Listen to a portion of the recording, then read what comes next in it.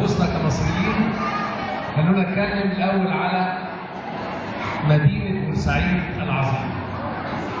وهنا ما بنتكلم على بورسعيد مش بالكامل لأننا موجودين هنا، لأن بورسعيد ككيان وكمدينة وكرمز مأثر في حياتنا كمصريين. أنا تعرضت في الحقيقة لأصعب موقف في حياتي وأنا على الشاشة، ويمكن أول مرة أتكلم في الموضوع ده في 1 فبراير 2012.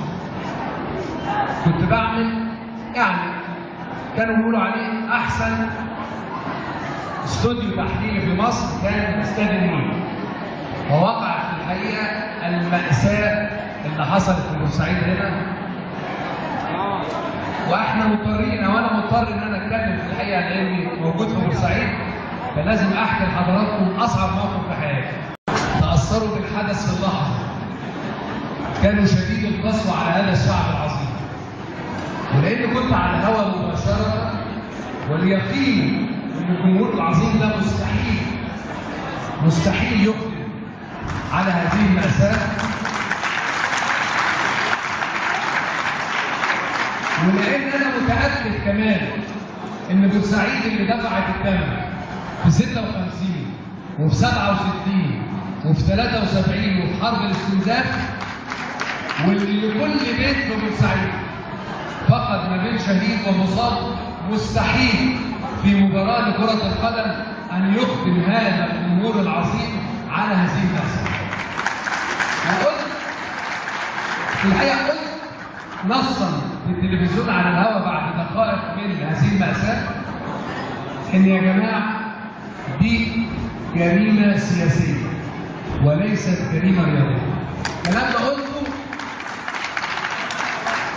في الحقيقة، وكان النظام السياسي غير مستقر، إنما إحكاما لضمير ولهذا البلد والإحساس إن جمهور بورسعيد اللي لعبت امامه اكثر من 15 مره واللي عمره ما تجاوز واقصاها كان ممكن يقول هتاف، حتى هتاف دمه خفيف ما فيهوش اي اساءه.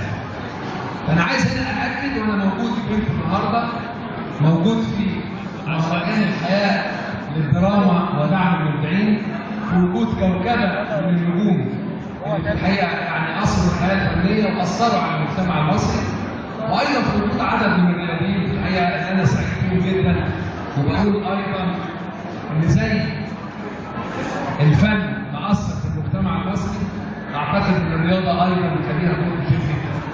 بورسعيد ان احنا النهارده على ارضها، انا بكرر تاني وبكل شجاعه ان جمهور بورسعيد العظيم بريء تماما من هذه، ولان هذه المأساة أقدم عليها بعض المهاويس أو بعض الخارجين عن القانون، واللي خارجين عن القانون دول موجودين في مجتمعنا، موجودين في المجتمع القاهري، موجودين في المجتمع الصعيدي، موجودين في المجتمع الساحلي، موجودين في المجتمع الدلتا، هم خارجين عن القانون بغض النظر سواء في ملعب كورة أو في شارع أو خلوني كمان أتكلم قبل ما أنسى. في الحقيقة احنا كرمنا شهيد بحضور زوجته وهو الكابتن عامر عبد الناصر. خليني اقول لكم ان العقيد عامر عبد الناصر هو ليس رجل شرطه فقط، انما كان رجل رياضي، والله وانا اشهد على ذلك لاني اعرفه بكل. عامر عبد الناصر كان نموذج للرياضي المحترم المحب الوطن.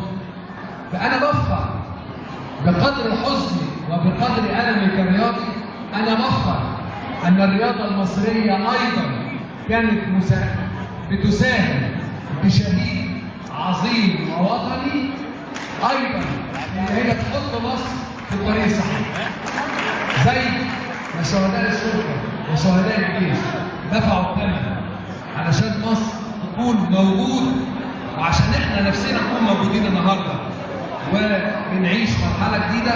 خلوني مش عايز احيي لان عامر كان جزء مني، عامر عبد الناصر تقريبا في نفس جيلي، عامل عبد المقصود هو اللي كان بيسابقني في كل مباريات الترسانة.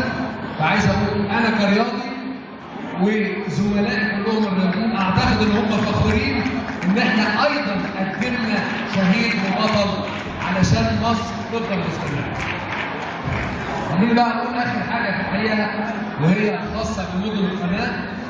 مدن القناه اللي جه قرار في الحقيقه مضحك وقرار يعكس، عايز اقول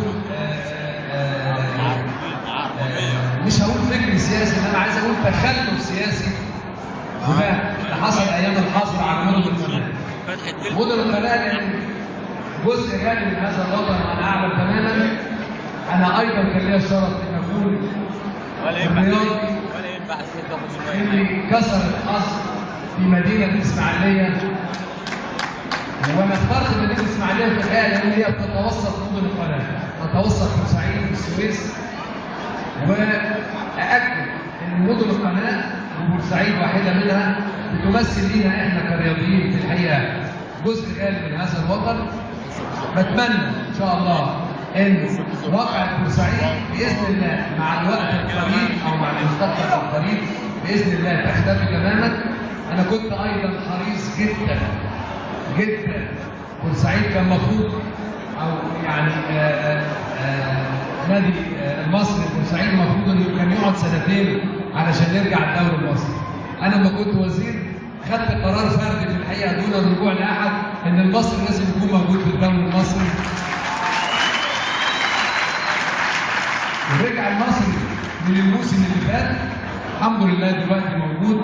وباذن الله لما ترجع جماهيرنا العظيمه واما ننسى باذن الله ماساه بورسعيد واما كل المسلمين بيمثلوا امام